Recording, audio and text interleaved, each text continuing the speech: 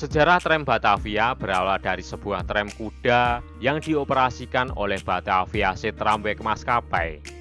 Jalur tram kuda tersebut diresmikan pada 20 April 1869, jauh sebelum tram ada di Belanda, dengan menggunakan lebar sepur 1188 mm. Jalur tersebut menghubungkan Jakarta Kota dengan Weltervreden. Saat itu, tram kuda dapat menampung 40 orang penumpang dengan ditarik 3 sampai dengan 4 kuda.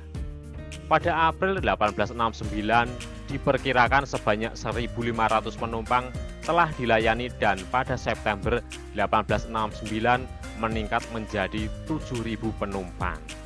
Pada tahun 1880, sebagai akibat dari kendala operasional yang dialami BTM dalam pengoperasian tram kuda, maka operasional BTM untuk sementara waktu diambil alih oleh firma Daimler & Co.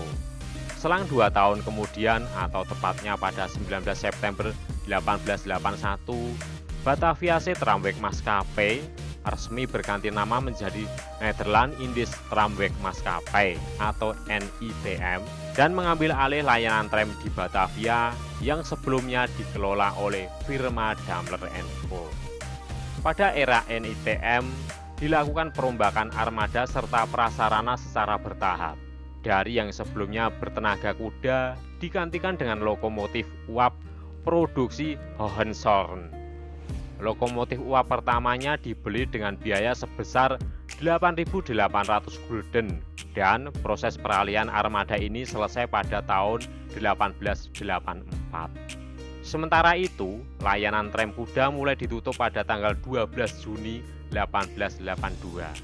Layanan NITM mulai dibuka kembali pada tanggal 1 Juli 1883 dengan diresmikannya layanan tram uap bersamaan dengan peresmian lintas Jakarta Kota sampai dengan Harmoni.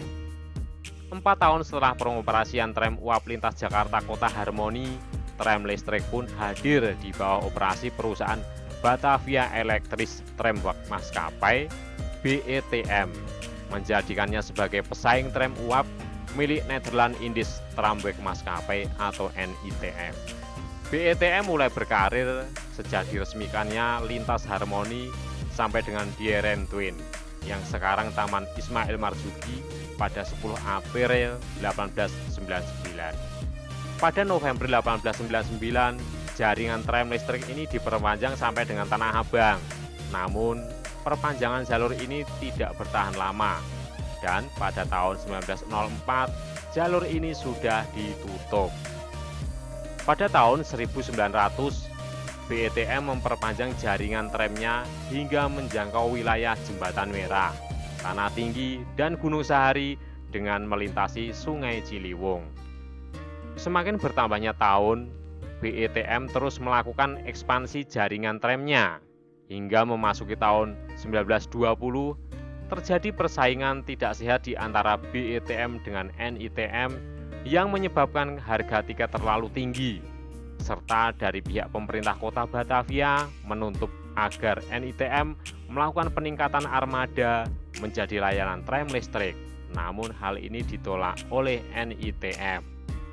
Sebagai akibat dari perselisihan antara NITM dengan BETM, maka kedua perusahaan ini mulai memberlakukan tiket transit dan jadwal khusus pada jam sibuk. Puncak dari perselisihan ini terjadi pada 31 Juli 1930, di mana dilakukannya merger NITM dengan BETM membentuk Batavia Workers Maskapai atau BVM.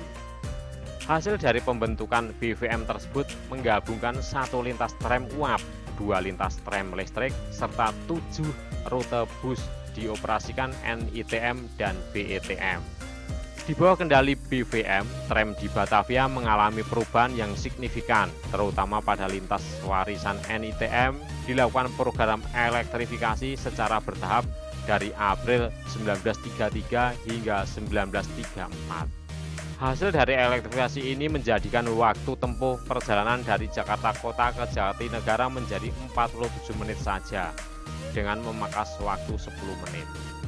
BVM pun mengalami puncak kejayaan pada tahun 1934. di mana pengoperasian 5 lintas tram listrik dengan total panjang lintasan 41 km. Kemunduran era tram Batavia dimulai pada tahun 1935 sebagai akibat dari depresi besar yang membuat keuangan BVM bermasalah, serta munculnya moda transportasi lain seperti Bemo dan Oplet yang mengancam popularitas dari tram listrik. Sebagai akibat dari kendala keuangan tersebut, layanan bus BVM ditutup dan perusahaan hanya akan berfokus kepada layanan tram listrik saja. Layanan bus BVM pun baru dibuka kembali pada tahun 1941. Pada Maret 1942, Hindia Belanda memasuki Indonesia yang saat itu sedang di bawah kedudukan Jepang. Kedudukan Jepang atas Hindia Belanda memberikan dampak yang besar bagi sejarah perkembangan tram di Jakarta. Layanan tram Jakarta yang dikelola BVM diambil alih oleh tentara Jepang dan namanya pun diubah menjadi Tentara Nippon Batavia Tram. Lalu pada Juni 1942, namanya diubah lagi menjadi Seibu Rikuya Batavia Shiden yang kemudian diubah menjadi Jakarta Shiden. Di bawah kendali Jakarta Shiden, tram Jakarta mengalami berbagai perombakan seperti dihapuskannya sistem kelas, para pekerja BVM yang merupakan warga Belanda dipecat, dilakukannya perisaian simbol-simbol Jepang pada bodi tram, dan dibangun jalur ganda double track pada lintas Gunung Sahari sampai dengan Pal Putih. Pada 13 Oktober 1945 terjadi pengambil alihan perusahaan Jakarta Shiden oleh Indonesia, serta mengubah namanya menjadi Tram Jakarta Kota yang pada tahun 1957 dinasionalisasi menjadi Pengangkutan Penumpang Jakarta atau PPD.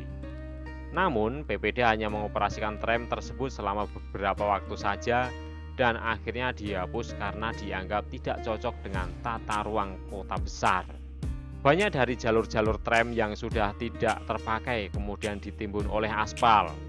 Perlahan waktu, rel-rel tram tersebut mulai muncul kembali ke permukaan tanah dan dapat dilihat kembali, seperti contohnya jalur tram di area Glodok. Terdapat pula sebuah potongan jalur tram yang muncul di area Museum Fathahillah, dan potongan rel tersebut sudah dijadikan sebuah monumen oleh pemerintah Provinsi DKI Jakarta pada tahun 2013.